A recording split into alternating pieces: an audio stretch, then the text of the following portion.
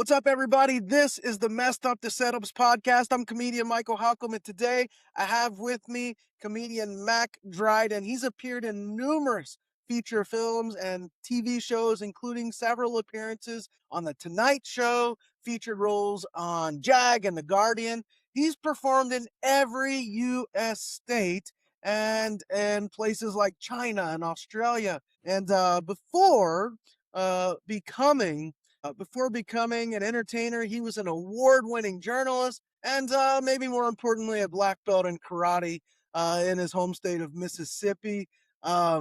This guy, he's suffered a terrible stay in an African prison, and he has actually been kicked repeatedly in the backside by Chuck Norris.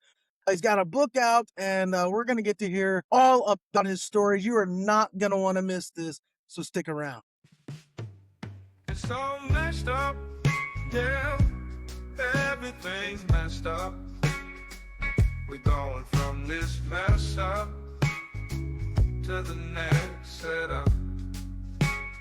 Everything seems so messed up, but it's just our setup.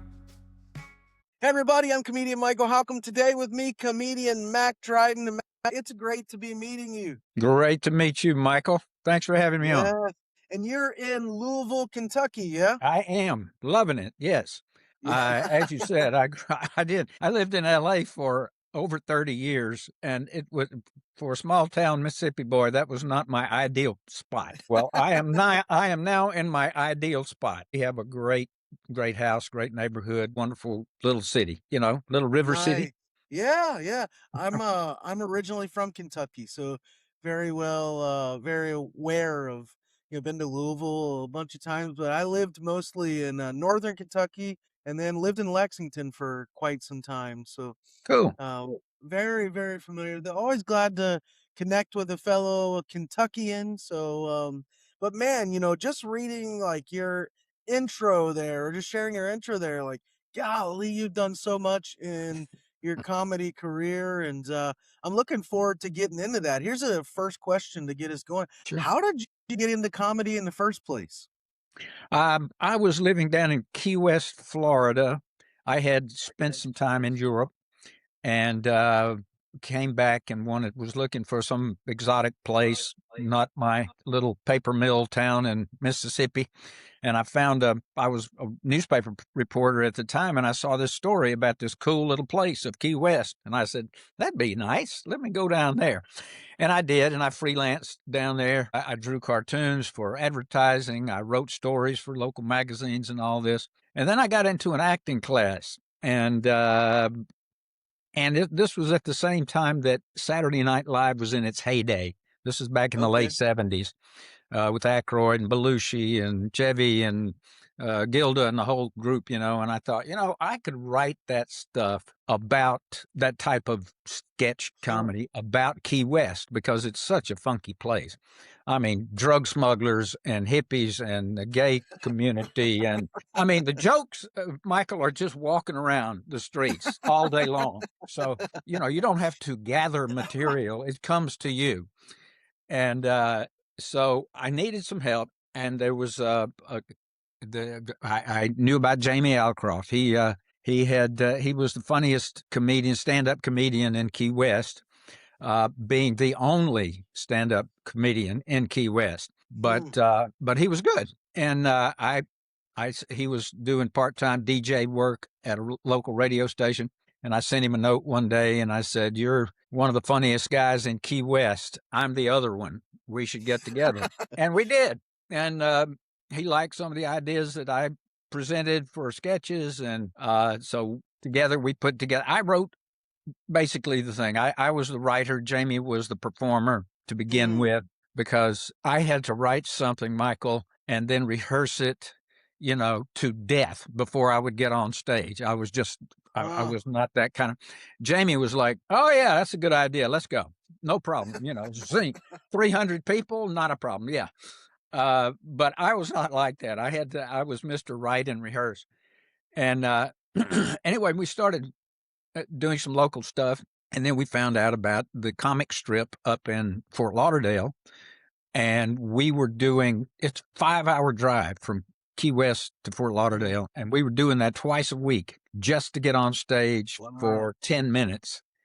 And we slowly built that act together doing that. And after we had about 20 or 25 minutes, I guess, solid stuff, people start like, I mean, everybody came down there from New York, Seinfeld and Paul Reiser and Eddie Murphy and you name it. We just about anybody that you of that generation. And they said, you guys should come to New York. And sure enough, about that time, a guy hired us to do a weekend of comedy at his place up near Tampa, Pinellas Park, Florida.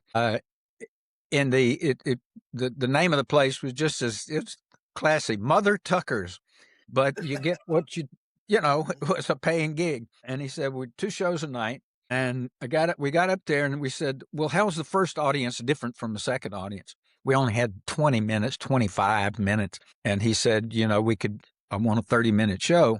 He said, oh, no, not 2 different audiences, just 2 shows, same audience, 2 shows. We were pulling jokes from the 8th grade, man. We were just, God almighty. It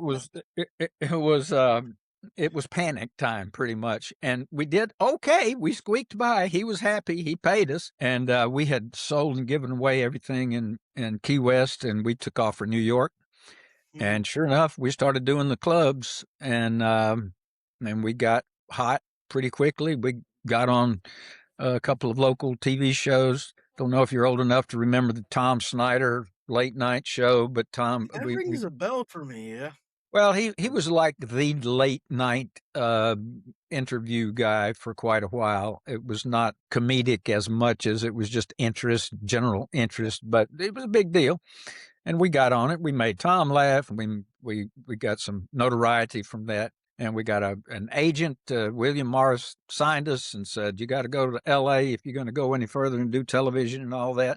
Within 3 years of us just first getting on stage, we did our first Tonight Show with Johnny Carson. And not too long after that, we did another one. And we did one with Jay Leno when he moved into the seat.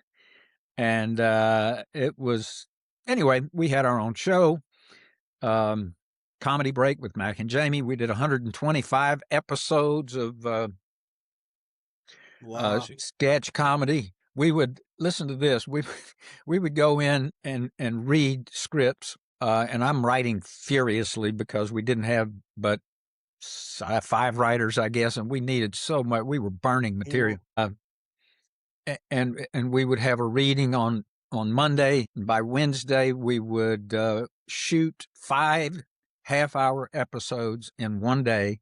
And it was a brutal, but there we were on television. And we could go, we had a little celebrity. We would go through airports and people would follow us and that kind of thing. So that was kind of a kick. And we had everybody you can imagine on, and none of whom I will remember right now, but all of the old guys and, you know, oh geez, it's a jumble because there were so many of them. And I'll tell you a quick story with Leslie. Airplane. Leslie. Help me. Airplane Leslie Nielsen. Thank you. Yeah. He was legendary for he carried a fart machine with him wherever he went, and so when we got on the set, there would be 3 ladies, you know, a couple of makeup gals and a wardrobe gal standing there, and he would sidle up beside them and go, and they would just freeze, you know, and then look around and. Well, we did a sketch where Leslie was my dad sitting in a bathrobe late at night, and I'm out on a date, and I come in, hi, Dad. And we were on a tight schedule because, I mean, there was no money, and we had to get it all in. And, oh, gosh, it was all I could do to keep from cracking, because if we cracked, it slowed us down. I remember John Ratzenberger. You remember Cliff on Cheers, John Ratzenberger? Yeah. He is a mailman. he came on, and he was a hot dog vendor or something, and he kept cracking up or trying to make people crack up and stuff like that because he was on a sitcom, and they had to videotape 26 minutes a week. We did 26 minutes before lunch, and he didn't get that. And then when the director stopped and said, John, let me tell you, and he took him over to the side. I remember, he said, so we do this, we got this much time and so on. And he burst out and said, you guys are expletive crazy. And but then he got it, and we got the set and got the scene and everything. But people couldn't believe that when they would come on stage what we were doing because it was so frantic. And we changed costumes. So if I would be a pirate, and then 10 minutes later I'm a baseball pro, and then an Indian and a ship's captain. I mean, mustaches and cavemen and all that kind of stuff. It was great fun. Kevin Pollak was we had two other regular cast members. Jan Hooks, she was on Saturday Night Live. She was hilarious. Pollak was amazing. He and I we would crack every once in a while, and they'd get mad at us, but it was just impossible to be on camera with Kevin for more than a minute without him just doing something ridiculous. And I cracked him up too one time. But it was fun, a lot of fun. And then we went from that, and we went on to have a 34-year career together as Mack and Jamie. And then as we got older and we had families and we had different interests, we didn't have a time when we said, all right, that's it. We didn't have an argument. It was nothing like that. We're still friends. I'm in touch with him. I send birthday greetings, and he gives me news about his kids and all that. But I started going solo about 20 years ago. We overlapped for a little while. Is he still doing comedy, or no? He's just no. He had. I don't think he would mind me telling you this because he's got a great cause. He had a complete heart and liver transplant about 15 years ago, and he has since started a foundation where he encourages people to donate their organs, and he goes all over the country doing that. And also he has a very famous daughter, Haley Kyoto, who is a rock star and an actor on Disney and done movies and all that kind of stuff. And so he kind of is busy with her as well. So anyway, and I'm busy with my wife, so. You're still doing comedy? I mean, you're still performing. Do you have like a writing routine? Do you write daily? Do you write when inspiration hits? What's that look like for you? That's an interesting question. I do write something daily. It's not always. I mean, when I've got a gig coming up, one of my strengths is writing special material for whoever the. Oh, darn! I should have grabbed some of that. But whoever the client is, I gather information. I've actually got a questionnaire that I have honed over the years, and I send it, and they send me answers back. And I know they recently. I worked for a financial planning group, and the CEO of the thing was on the top floor of a 6-story building, and one weekend his toilet got clogged and completely flooded the building, and he's on the 6th, and the 5 floors beneath that floor are other companies. So that was one. Oh gosh, I'm not going to remember the joke now, but it was a great premise. And I said, oh gosh, I should have looked it up, Michael. I'm sorry. Oh man, That's too bad. These things come and go too quickly. Yes, Um, exactly.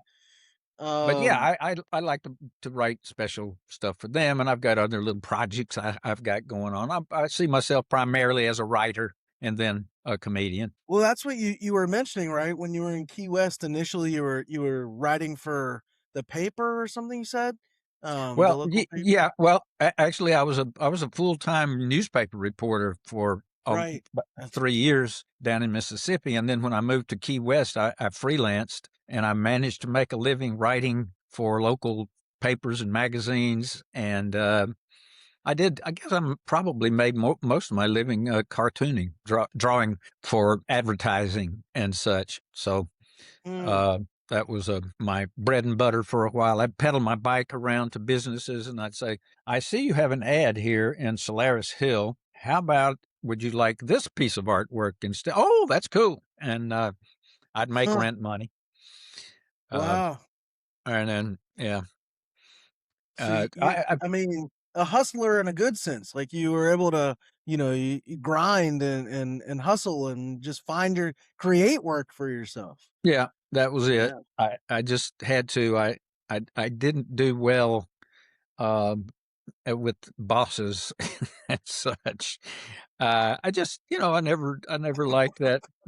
Get I wore a tie to work for 3 years as a newspaper reporter, and I had to be there at a certain time, and it didn't agree with me. I knew I had that creative drive. I wanted to do something on my own, and So how did you know though? How did you know that you could make the leap from being like a just a newspaper reporter to a joke writer? How did you know? I hate it. The comedy didn't just happen all of a sudden. I was a funny kid at school. My dad was very funny, and he gave us permission uh, to laugh, and we had a lot of laughs in our household. He is the reason that my youngest brother is the funniest attorney in Jackson County, Mississippi. My next brother is the funniest Presbyterian pastor in the world, and I've been a professional comedian for 45 years, so 46 years. Wow. So it was in my blood. I got wittiest boy in high school, and anytime they needed a sketch or something, they called me. Oh, Mackey'll know how. I was Mackey for 18 years. Mackey'll know what to do. Let's get him going on it, and so it Nice. was a natural leap. And when I got into comedy and stood on stage and got that first laugh, oh man, Right. it was like that drug, that addiction. I Yeah. got to have this. You write it, you rehearse it, you get on stage and get that bam of that laugh coming back from, Right. a big crowd of people. It's whew, it's It exhilarating. it Still is. There's is. nothing there's nothing quite like that, right? It's true. I mean, poor singers Man, have to wait for 3 minutes to get that applause, and you know how you're doing right. every second you're on stage. I mean, it's a tight Wow. wire rope, as you know, it's a tight wire, Yeah. but if you can stay Yep. on it and stick with it, man, what incredible response and validation for your Right. work. It's just Exactly. it's Exactly. exhilarating. Man, so you've been So, at it, I don't know what, in the comedy world for the better part of what, 40 years now? yeah, 46. If I count when we made a first buck doing stand-up comedy, uh, it was 1980, 46 years. Wow.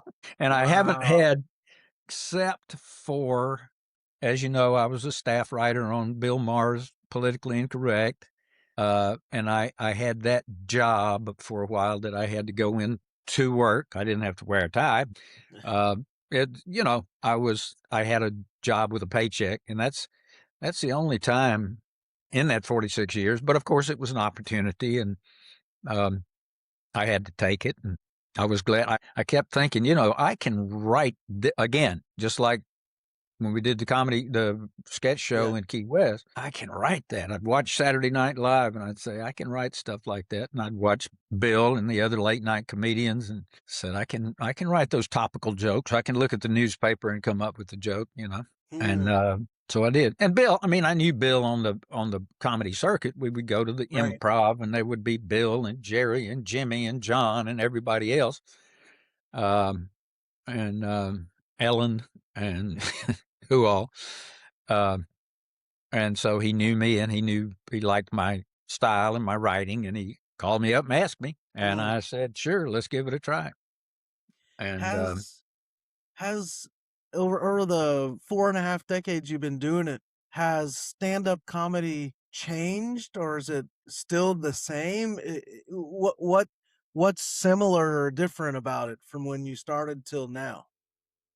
well, I guess one of the biggest changes is that when I started in 1980, uh, there was no reason, if you wanted to go further than comedy clubs, if you wanted to get on television, if you wanted to get specifically on the Tonight Show, there was no reason to develop dirty material, you know. Mm, And in fact, that was kind of our little rule. If we can't do it on the Tonight Show, we're not going to waste our right, time right. developing it.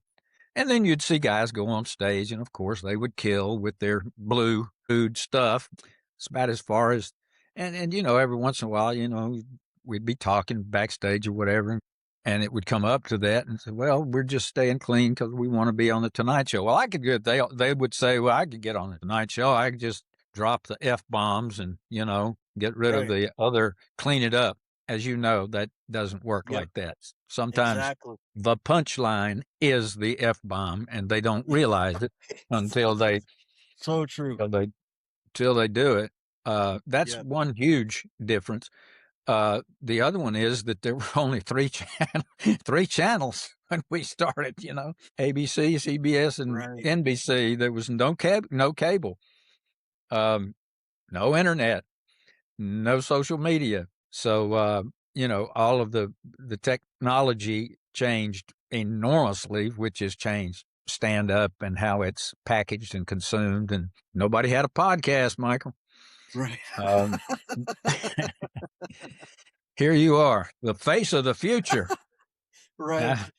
Uh, uh, Yeah. I mean, I think just about all the stuff like I'm doing to, like keep keep the wheels grinding. I write a daily comedy blog. I do this bi-weekly comedy podcast. And I love it all, but that in addition to writing and that in addition to performing, and I'm just now trying to get into producing some shows, and boy, that's hard. That's a challenge. And um yeah, I mean, there's so much, the social media now, maintaining a website. It's just a lot of things to juggle.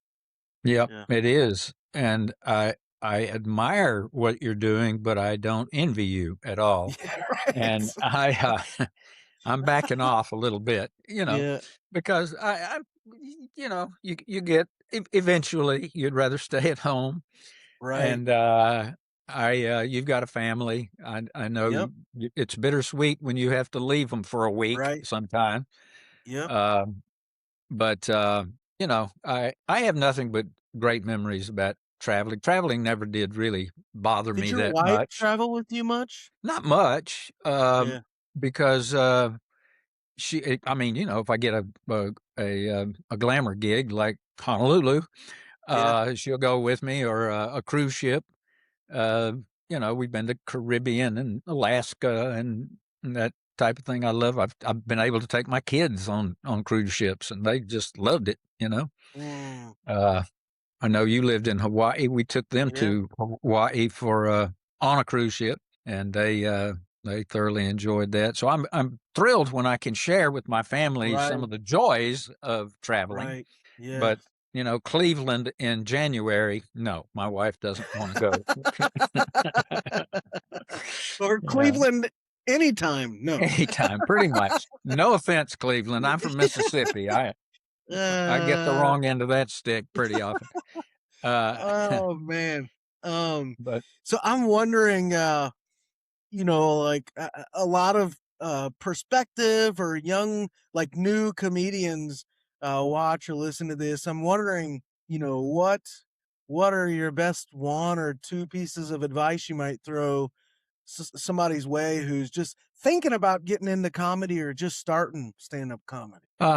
Well, for me, I mean, at this age, and there are 20-year-olds out there who probably don't want to listen to me, but I'm going to tell you, youngster, the only way to know if a joke works is to do it in front of people. And that Mm, can be your friends, but better on stage. The more you're on stage, the quicker you're going to become a pro. It's mm, just stage time. You cannot do it babbling at a bathroom mirror or getting your friends to laughing over a few beers. It's a different mm. thing. People Right. who don't know you will tell you if what you're doing is funny or not. Um, and when you get to that point where you're going on stage and actually doing it, every time you go on stage, do one thing. You can do 10 things new, but at least do one thing that's brand new Mm, because you've got to start building that. right.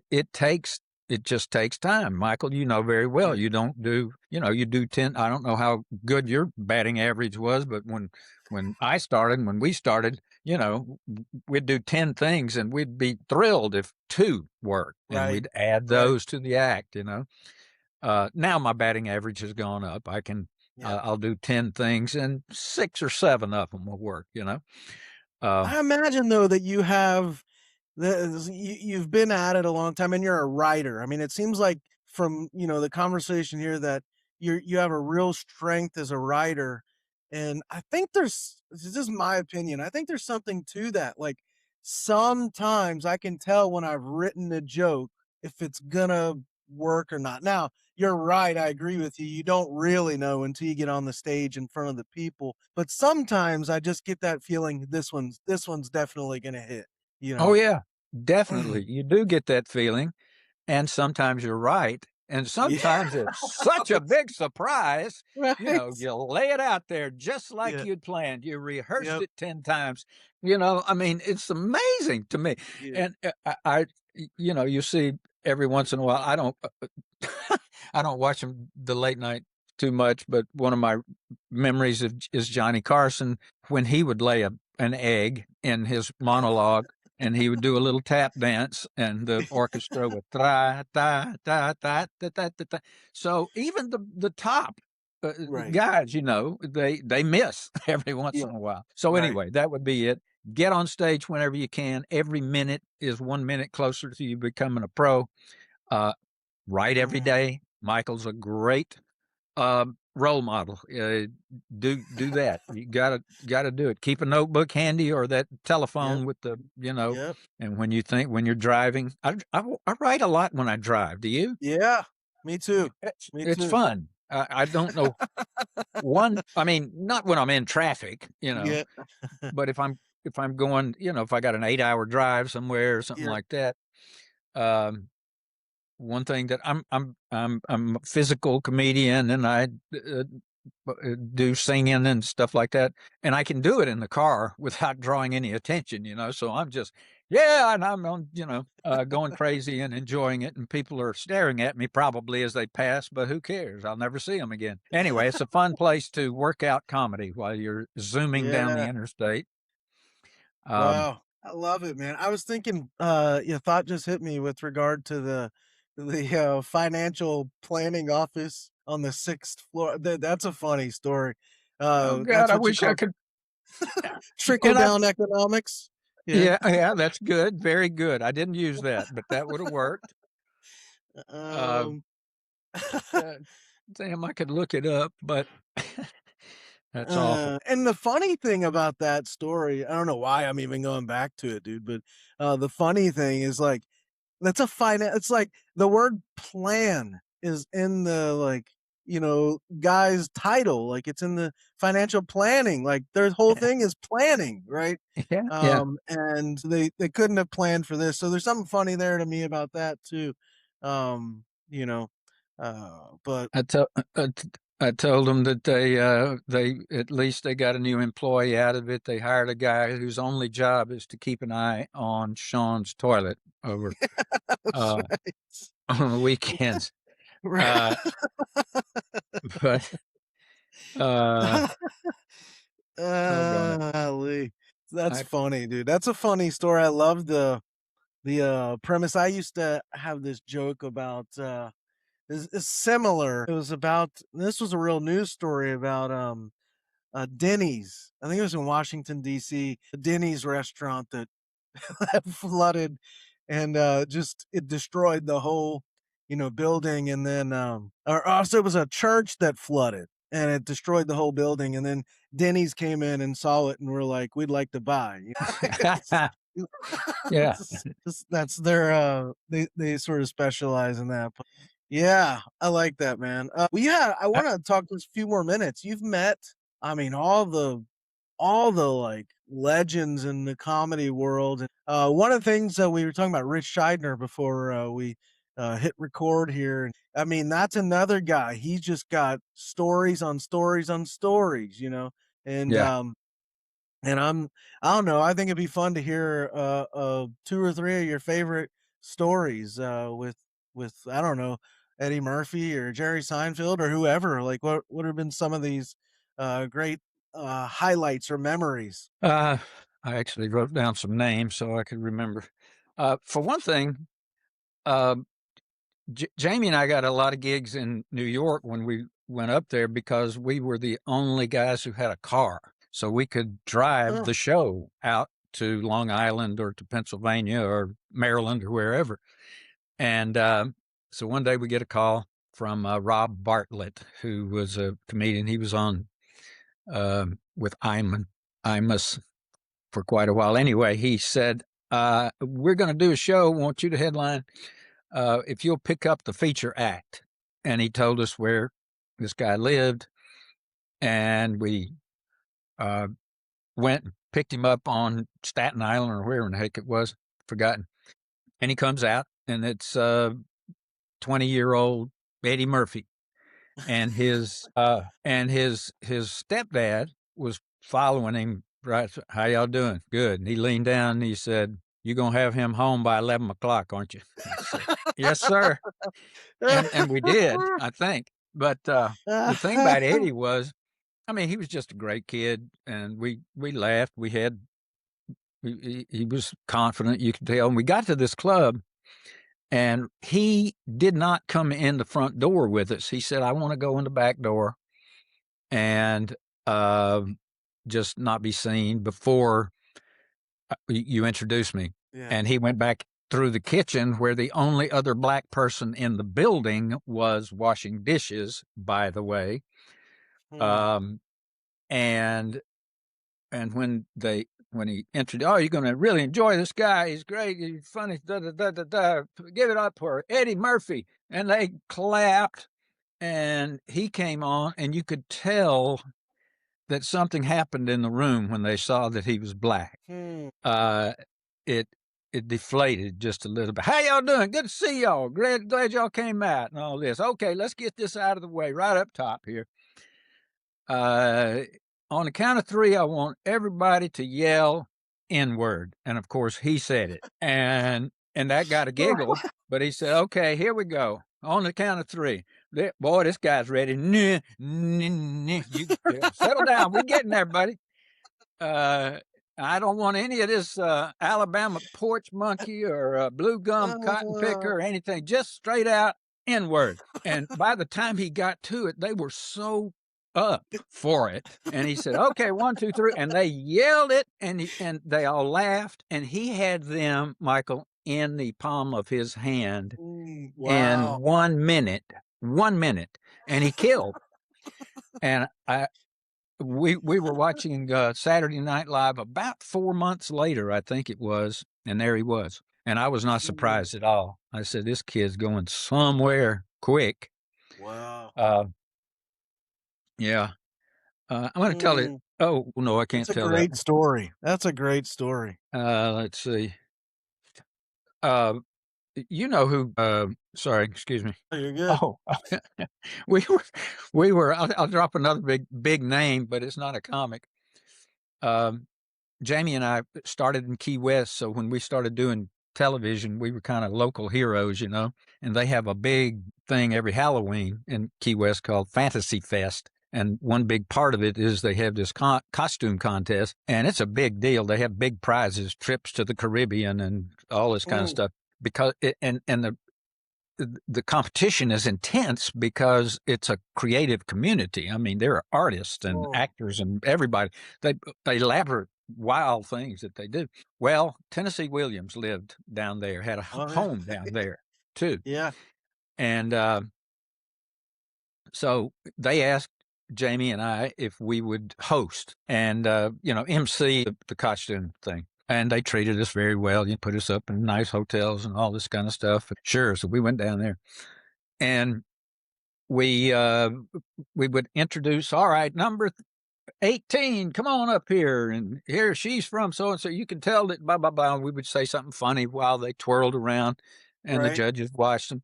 Well, I looked down there, and there was Tennessee Williams in an Arab headdress and whole thing, and he looked like an Arab sheik. He really did, and he was holding this big shepherd's staff with a big hook shepherd's staff on it, and he looked like he had started getting ready for this at breakfast. He was toast, you know. He was just grinning big, and a very handsome friend was with him, a Oh muscular man. fellow in a tank top and shorts, kind of holding him steady. All right, number 37, come on up. And of course, everybody knew who he was, but we didn't do names or anything. And he comes up, and I said, wow.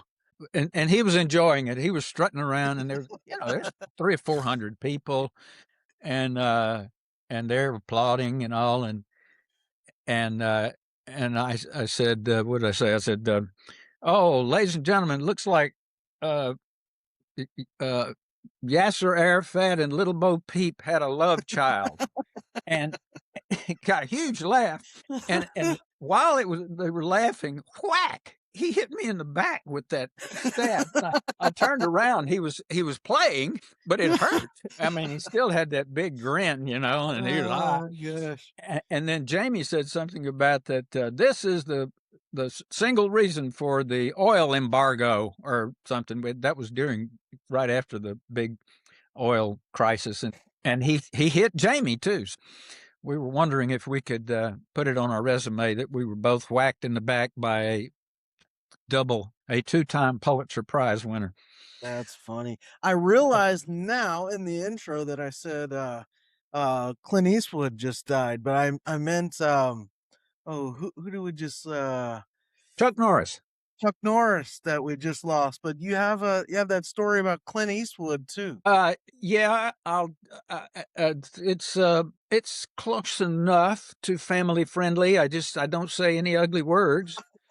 But I was solo when this happened, and they had asked me if I would host a fundraiser for his Monterey Boys and Girls Club, and so I asked his wife.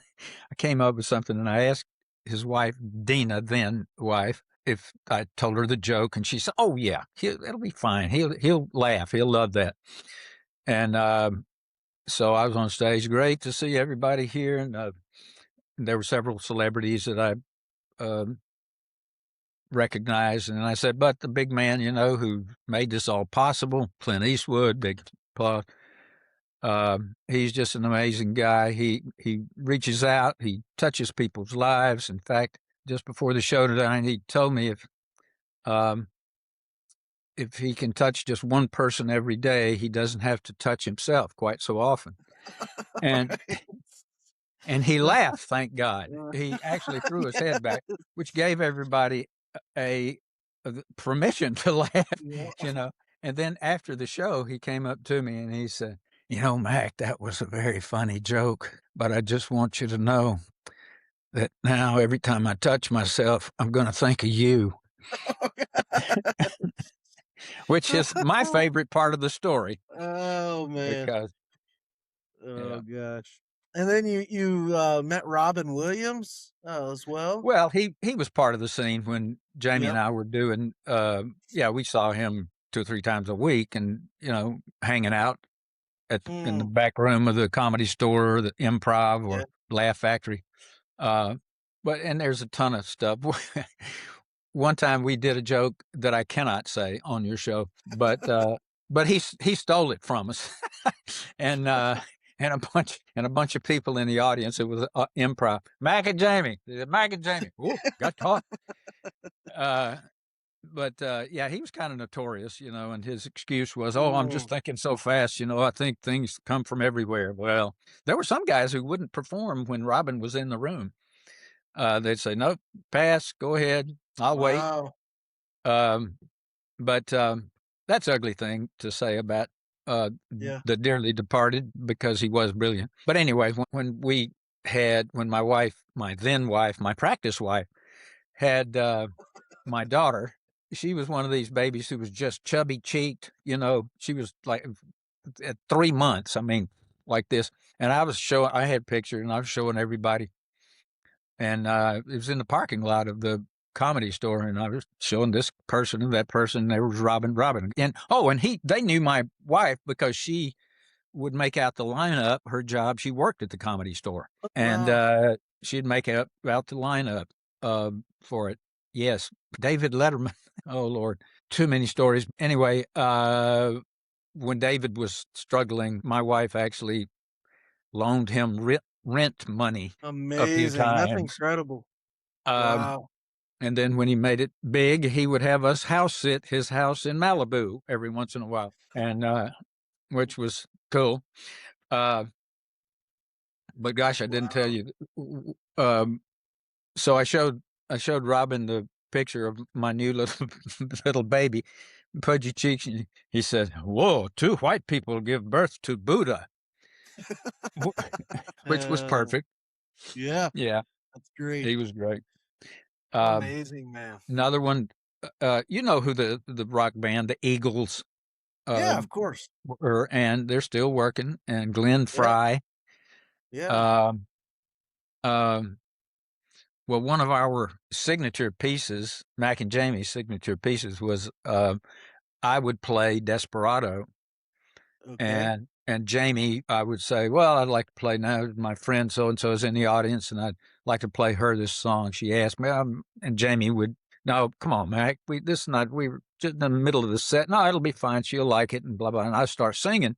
Well, Jamie's standing back there, and he's pissed, and he's bored, and he pulls out some Scotch tape, and he starts taping his face into hideous contortions, and it just killed every time. I mean, we could not follow it. In fact, a lot of other comedians couldn't follow it either, and they didn't appreciate it because we would just destroy.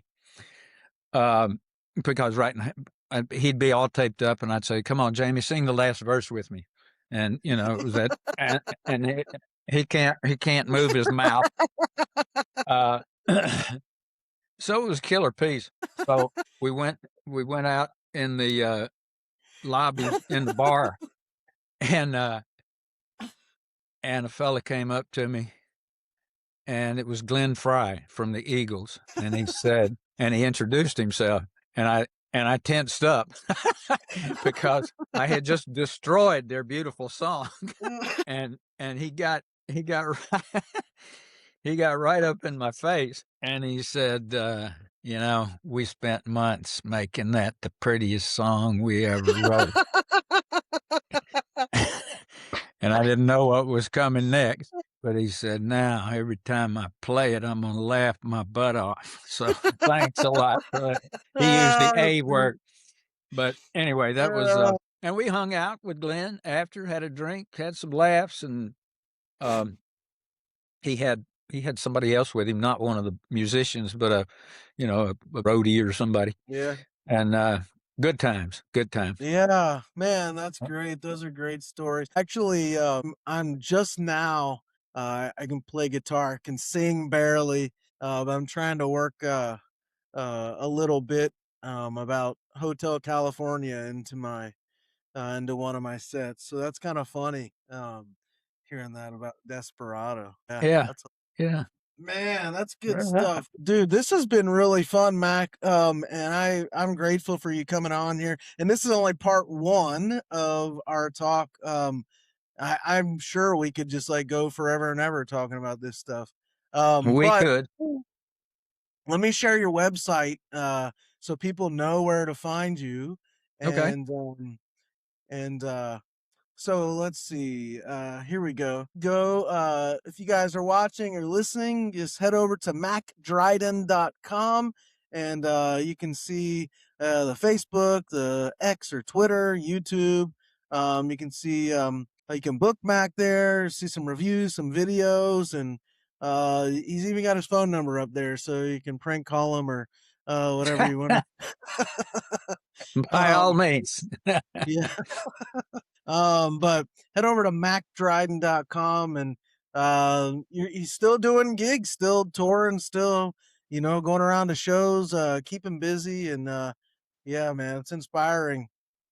Thank you, But buddy. yeah, this has been fun. And then in part two, Mac's gonna bring a premise, something he's been working on, and we're gonna see if we can workshop it together, and then just maybe try to do a little on the spot comedy and see what we come up with. So make sure you're subscribed and you don't miss that. Head over to michaelhalcomb.live as well after you visited mackdryden.com. Head over to michaelhalcomb.live.